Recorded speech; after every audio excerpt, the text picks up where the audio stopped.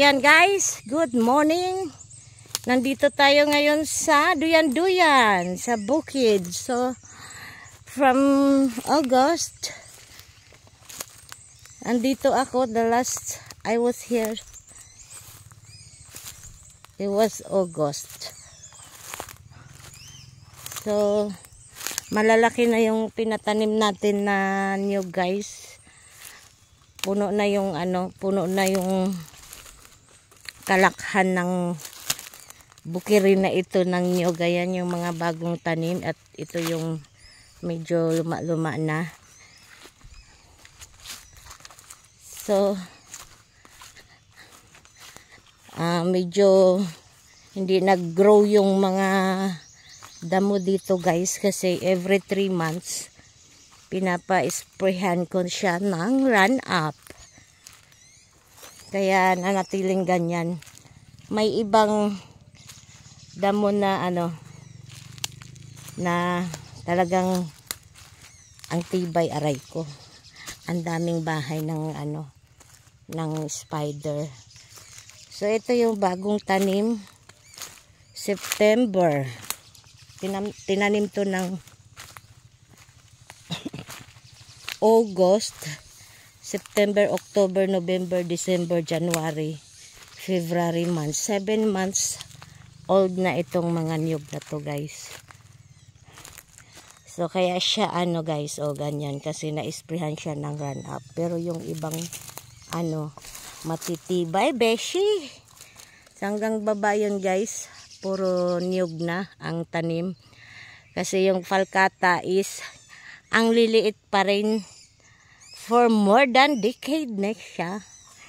Hindi siya lumaki. Yung iba, naganda matay na. So doon guys, bangin. Ayan. Ayan. Pero sa kabila, puro na yan, rubber. Tapos may niyog din na in-insert doon. Ayan. So dito tayo guys.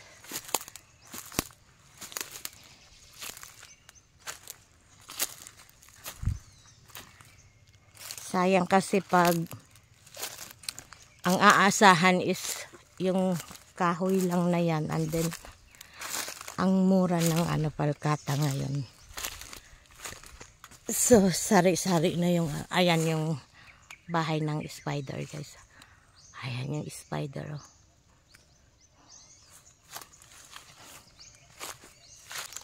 Kaya ko siyang sirain. So exit ako here. So rubber and coconut. Then falcata. So sa banda roon guys, sa sa bakilid. Hindi hiyang yung hindi hiyang yung falcata.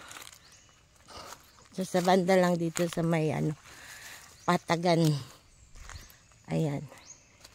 Yung iba malalaki na. Ayan.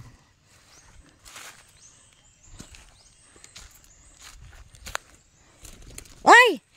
May ibon. Ang gulat. Ay, may itlog siya. May itlog siya guys. Ang gulat ko. Grabe talaga. So ito yung rubber na ang cute naman ang gawa ni Ronel. Ayan, pinadaan niya lang sa dahon, diba? Para-paraan. Asan ka na, ibon? Bumalik ka na doon sa itlog mo. 2 pa lang yun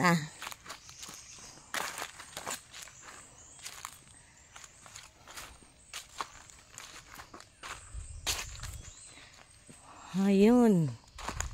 Dito na tayo ngayon guys. Malapit na sa payag. Yung naluma ko ng payag. Walang Kasi yung caretaker ko dito, may sarili din siyang bukirin.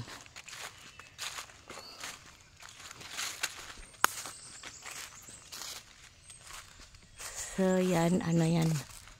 durian.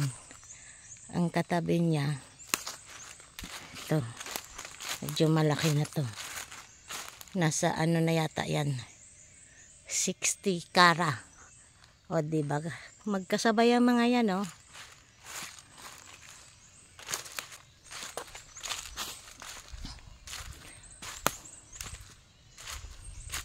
Marang wala nang bunga. Yun.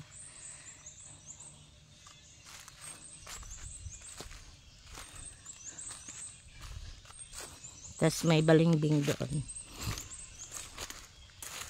So, ang daming pangtanim na niyog. Kaya lang halos puno-puno na to ng niyog tong ano. Basta kabilang yung luma namin bukid, baka meron pang hindi nataniman. So patataniman ko yan.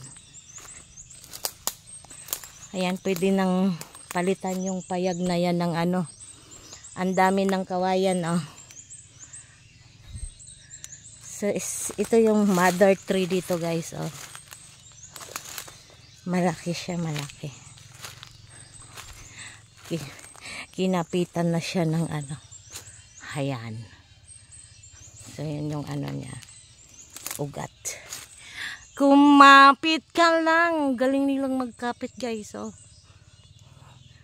Huwag kang bumitaw. Purya buyag. Ang daming niyog nga ta.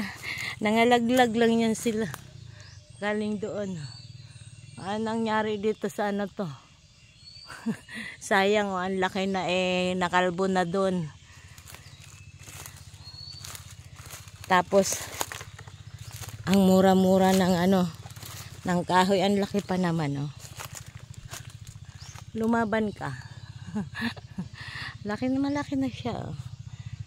So pag natumbayan siya, pag ibenta ko yan, tapos bibilhin lang ng 1,000. Huwag na, pabulok ko na lang. Layo kasi nito, guys. Seniyog. Ayan, yun yung mga ilang mother tree na kahoy dito. So, dito tayo. Grabe naman to, inisprehan to, tapos hindi sila na ano. Hindi sila na dry. Ganon. Ay, may natumba, oh. Kano saan ni natumba, Nel? Nel! Ay, natumba na palkata. Bago pa yan, siguro atong naglinog, no? Sayang, oh. Nung lumindol ng malakas, guys, siguro. Akala ko nga, nagsipagtumbahan na sila. Buti na lang hindi. Kasi malapit lang dito yung ano, lindol sa Esperanza, Agusan del Sur. So, ini-expect ko na maraming natumbang ano, kahoy. Pero isa lang pala din maliit. So, yung mga malalaki, kumapit sila. Dito na tayo sa kabila.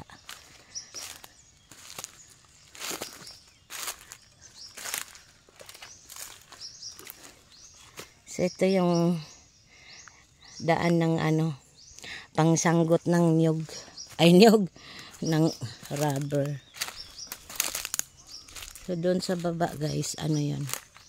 Dating batis. Ngayon na ano. Ayan pa. Ay, luma na pala yun na ano. Nakasampay siya doon sa isang malaki. So, kita nyo yun, guys, oh. Ito ano to, durian. Patag na yan, ha, pero natumba siya. Ayan, malaking kahoy yan. Sinandala nung natumba naman na to. So, hindi ko siya pinabinta ng caretaker dito. Si babaratin. Pinabayaan ko na lang. Uy, may namatay na ano yun, langka. Sayang.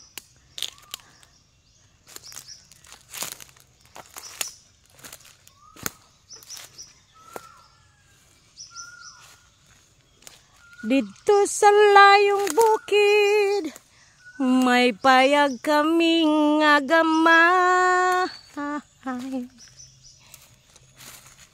Okay, bye.